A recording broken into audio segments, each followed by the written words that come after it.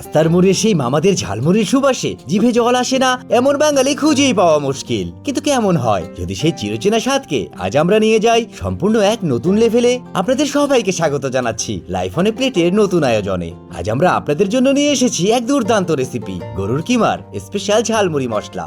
একদম খাঁটি আর পারফেক্ট ব্যালেন্সের এই লোভনীয় মশলাটি শুধু যে আপনার মুড়ি মাখার স্বাদ বহুগুণ বাড়িয়ে দেবে তাই নয়, বরং সঠিক পদ্ধতি মেনে বানালে কোনো রকম ঝামেলা ছাড়াই এটি সংরক্ষণ করতে পারবেন টানা 3 মাস।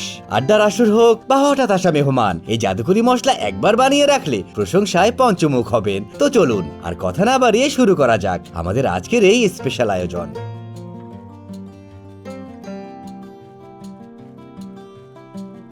প্রথমে আমরা এই রেসিপিটি তৈরি করার জন্য একটি বড় হাঁড়িতে নিয়ে নিচ্ছি হাফ কাপ পরিমাণ তেল। এরপর চুলা জ্বালিয়ে অ্যাড করে নিচ্ছি 400 গ্রাম পরিমাণ গরুর কিমা। কিমাতে অবশ্যই কোনো রকম চর্বি থাকা যাবে না। কিমাটুকু অ্যাড করে এবার বাটা মশলার মধ্যে অ্যাড করে নিচ্ছি আদা এবং রসুন বাটা 1 টেবিল চামচ করে। এরপরে অ্যাড করে নিচ্ছি হলুদ গুঁড়া হাফ চা চামচ। এবারে অ্যাড করে নেব হাফ চা চামচ পরিমাণ লবণ। এবার চুলার আঁচ মিডিয়াম টু লো হিটে রেখে আমরা কিমাটুকু খুব ভালো করে ভেজে নিতে শুরু করব। এখানে তাপমাত্রাটা নিয়ন্ত্রণে রাখা খুবই গুরুত্বপূর্ণ, কারণ যদি জাল বেশি হয় তাহলে কিমাতে আগেই রং চলে আসবে এবং ভেতরের পানি শুকাবে না। আবার খুব কম আঁচ হলে ভাজাটাও খুব একটা ভালো হবে না। আপনারা হয়তো দেখে অবাক হবেন যে মাত্র 400 গ্রাম কিমা ভাজার জন্য আমরা কেন এত বড় একটা হাঁড়ি ব্যবহার করছি। কারণ হলো মাংসের কিমা যেই প্যানে ভাজা হয়ে থাকে সেই প্যানে কিন্তু কিমার অনেক ফ্লেভার লেগে থাকে। তাই কিমাটুকু ভেজে নিয়ে আমরা এই একই প্যানে বাকি মশলাটুকু তৈরি করে নেব। এখানে কিমাগুলো এত পারফেক্ট ভাবে ভাজতে হবে যেন কিমার প্রত্যেকটা দানার ভেতর থেকে পানি পুরোপুরি ভাবে শুকিয়ে যায়, অর্থাৎ কোনো রকম ময়েশ্চার থাকা যাবে না। তা না হলে মশলার সংরক্ষণ পদ্ধতি ঠিক হলেও আপনার মশলা নষ্ট হয়ে যাবে। আর আমরা যেহেতু এই রেসিপিতে একটু বেশি পরিমাণে মশলা তৈরি করব, তাই সংরক্ষণ প্রসেসটা ফলো করাটা খুবই গুরুত্বপূর্ণ। আশা করি দেখতেই পারছেন কিমাগুলো আমরা ঠিক কেমনটা করে ভেজে নিয়েছি। বোঝার সুবিধার্থে আপনারা একটু খেয়ে দেখতে পারবেন যে এর ভেতর তেল ছাড়া আর কিছুই নেই এবং কিমা খেতেও বেশ অনেকটা টাইট হবে। আর যখন আমরা এই কিমাটুকু রান্না মশলায় অ্যাড করব তখন কিন্তু বেশ অনেকটা নরম হয়ে আসবে, তাই চিন্তার কিছু নেই। এবার চুলাটি বন্ধ করে আমরা সম্পূর্ণ কিমাটুকু একটি আলাদা পাত্রে তুলে নিচ্ছি। কিমাটুকু আলাদা করে নেওয়া হলে এবার আমরা একটি ছোট্ট হাঁড়িতে অ্যাড করে নিচ্ছি 1/4 কাপ পরিমাণ করে 2 ধরনের সরিষা। একটা হলো হলুদ সরিষা আর আরেকটা হলো কালো সরিষা। এবার এতে পানি অ্যাড করে আমরা সরিষাতে থাকা সম্পূর্ণ ময়লাটুকু দূর করে নেব। এই প্রসেসটা অবশ্যই করে নিতে হবে, কারণ সরিষাতে অনেক পরিমাণে ময়লা এবং মাটির দানা থাকে। তাই কমপক্ষে 3 থেকে 4 বার খুব ভালো করে ধুয়ে আমরা আবারও পর্যাপ্ত পরিমাণে পানি অ্যাড করে কমপক্ষে 30 মিনিটের জন্য ভিজিয়ে রাখবো। এরপর সরিষা যখন নরম হয়ে আসবে তখন পাটায় বেটে যতটা সম্ভব মিহি করে একটি পেস্ট বানিয়ে নেব। এরপর আমরা আরও একটি পাত্রে একে একে অ্যাড করে নেব শুকনা মরিচের গুঁড়া 1/4 কাপ। তার সাথে রঙের জন্য কাশ্মীরি চিলি পাউডার 3 টেবিল চামচ। এরপরে অ্যাড করে নিচ্ছি ধনিয়া গুঁড়া 3/4 কাপ। একই সাথে অ্যাড করে নিচ্ছি হলুদ গুঁড়া হাফ কাপ। এরপরে অ্যাড করে নেব খুবই সিক্রেট একটা মশলা, সেটা হলো চটপটি মশলা হাফ কাপ। এবারে সম্পূর্ণ মশলার ভেতরে অ্যাড করে নিচ্ছি 5 কাপ পরিমাণ পানি।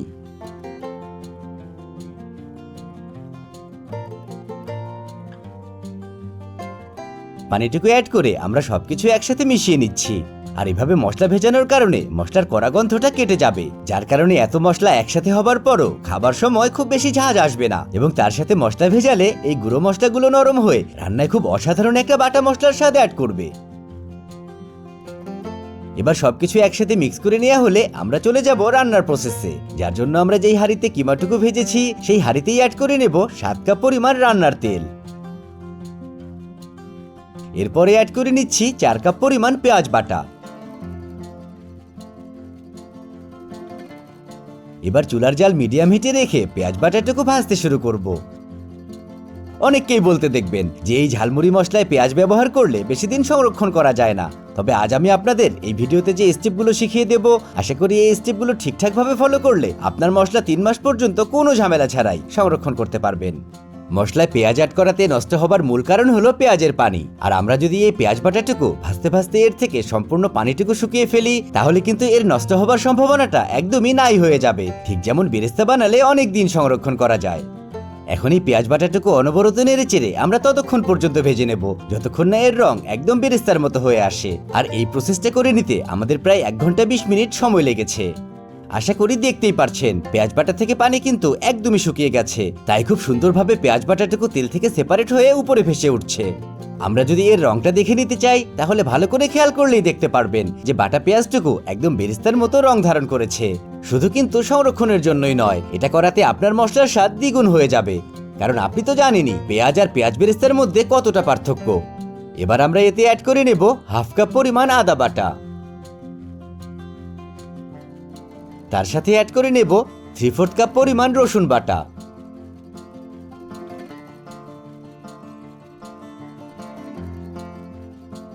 এবার চুলার আঁচ একইভাবে মিডিয়াম হিটে রেখেই আমরা আদা রসুন বাটাটুকু পেঁয়াজ বেরেস্তার সাথে ভাজতে শুরু করব। এই আদা রসুন বাটাটুকু আমরা একইভাবে খুব ভালো করে তেলের সাথে ভেজে নেব, যেন এর কাঁচা ভাবটা পুরোপুরি ভাবে কেটে যায় এবং তেলের ভেতর খুবই অসাধারণ একটা ফ্লেভার অ্যাড করে। আদা রসুন অ্যাড করার পর প্রায় 30 মিনিট ধরে ভেজে নিতে হবে। আর এই রান্নাটার সবচেয়ে গুরুত্বপূর্ণ বিষয়টা হলো প্রথম থেকে শেষ পর্যন্ত আপনাকে অনবরত নাড়তে থাকতে হবে, তা না হলে মশলা খুব সহজেই নিচে লেগে ধরবে এবং পুড়েও যেতে পারে। দেখছেন প্রায় 30 মিনিট ধরে অনবরত নেড়ে চেড়ে ভেজে নেওয়ার পর মশলার রং থেকে শুরু করে এর টেক্সচার সম্পূর্ণভাবে আলাদা হয়ে গেছে। দেখেই বোঝা যাচ্ছে যে এর ফ্লেভারটা কতটা অসাধারণ।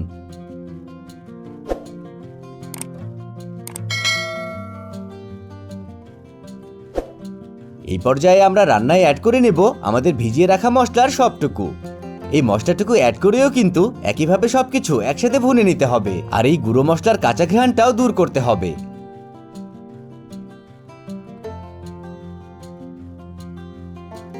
এই পেস্টটুকু অ্যাড করে নেড়েচেড়ে মিশিয়ে নেওয়ার পর আপনি দেখতে পারবেন যে মশলা সম্পূর্ণ তেল নিজের ভেতর টেনে নিয়েছে। আর এই বিষয় তো আমরা সবাই জানি যে মশলা যখন একদম পারফেক্ট ভাবে ভুনে নেওয়া হয় তখন নিজের ভেতর থেকে তেলটুকু আবারও ছেড়ে দেয়। তাই আমরা মশলাটুকু আবারও 20 মিনিটের জন্য ভেজে নেব, যেন এর থেকে তেলটুকু ছাড়তে শুরু করে।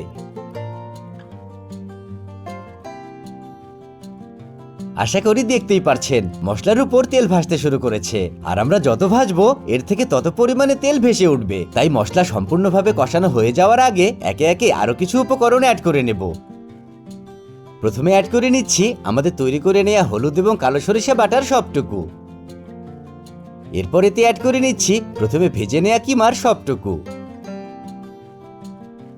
তার সাথে দিয়ে দিচ্ছি হাফ কাপ টেস্টিং সল্ট। এরপরে অ্যাড করে নিচ্ছি বিট লবণ 3 টেবিল চামচ, তার সাথে খাবার লবণ 1 টেবিল চামচ। এবার দিয়ে দিচ্ছি ভাজা জিরা গুঁড়া হাফ কাপ।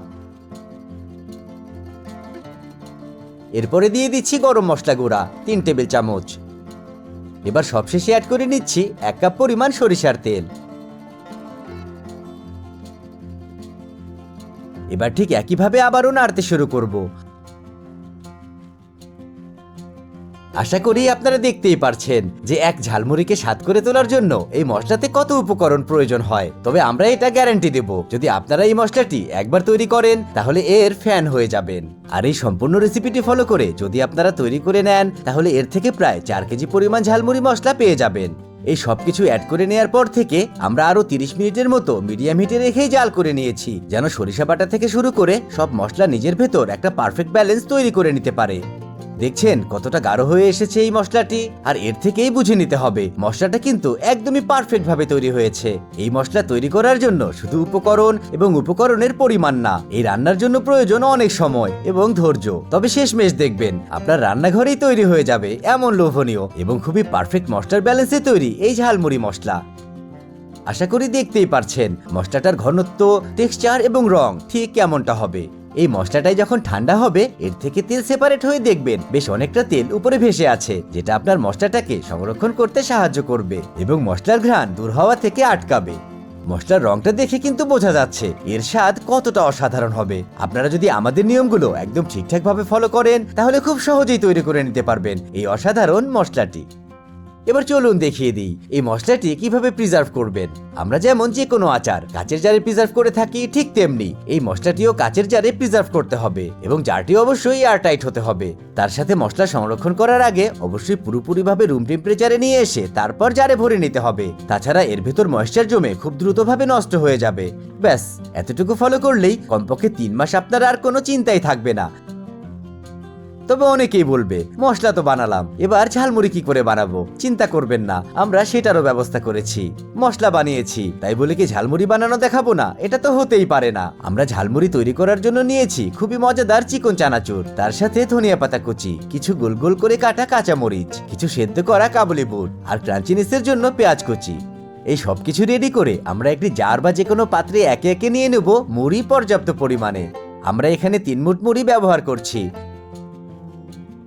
এবার দিয়ে দেব চানাচুর, চাইলে আপনারা 2-3 রকমের চানাচুরও ব্যবহার করতে পারবেন। এরপর দিয়ে দেব কাবুলি বুট, অনেকে কম পছন্দ করে আবার অনেকে বেশি, তাই আপনাদের ইচ্ছে মতো দিয়ে দেবেন। এবারে অ্যাড করে নেব পেঁয়াজ কুচি, আমরা এখানে 2 টেবিল চামচের মতোই অ্যাড করেছি। ঝাল অ্যাড করার জন্য দিয়ে দিচ্ছি কাঁচামরিচ, এটাও আসলে যার যার ঝাল সহ্য করার ক্ষমতা অনুযায়ী দিয়ে দেবেন। এবার ঝালমুড়ির স্বাদ অন্য লেভেলে নিয়ে যাবার জন্য ধনিয়া পাতা কুচি আমরা এখানে 1 টেবিল চামচের মতো ব্যবহার করছি। এবার সবশেষে অ্যাড করে নেব আমাদের মন মতো মশলা। আর মশলা অ্যাড করার আগে অবশ্যই তেলের সাথে ভালো করে মিক্স করে নেবেন, কারণ মুড়িতে স্বাদ আসার জন্য মশলা এবং তেল দুইটারই প্রয়োজন আছে। এখানে একটা ছোট্ট টিপস দিয়ে রাখি, সেটা হলো মুড়িতে মশলা অ্যাড করার জন্য আমরা যখনই চামচ ব্যবহার করব অবশ্যই একটা বিষয় খেয়াল রাখতে হবে, সেটা হলো চামচটা ভেজা কিনা। কারণ চামচে সামান্যতম পানি থাকার কারণে আপনার মশলা খুব সহজেই নষ্ট হয়ে যেতে পারে, তাই এই বিষয়টা অবশ্যই খেয়াল রাখবেন। এবার মন মতো মশলা অ্যাড করে নেওয়া হলে মামাদের স্টাইলে এই মুড়িটুকু ঝাঁকিয়ে ঝাঁকিয়ে তৈরি করে নেব। কে না চাইবে বাসায় বন্ধু বান্ধব আসলে এমন করে সবার সামনে চটপট করে খুবই মজাদার ঝালমুড়ি বানিয়ে খাওয়াতে? গল্পের আসর বসানোর আগে যদি বোল ভর্তি এমন ঝালমুড়ি থাকে তাহলে তো কথাই নেই। আর এই আয়োজন তখনই সম্ভব যখন আপনার ঘরে আমাদের মতো এই মশলা বানানো থাকবে। যেমন আসর জমবে তেমনই জমবে আপনার হাতে তৈরি মশলার স্বাদের প্রশংসার গল্প। তাই আর দেরি কিসের, চলে যান আপনার প্রিয় রান্নাঘরে এবং খুব সহজেই তৈরি করে ফেলুন আমাদের মতো এই দুর্দান্ত স্বাদের গরুর কিমার ঝালমুড়ি মশলা।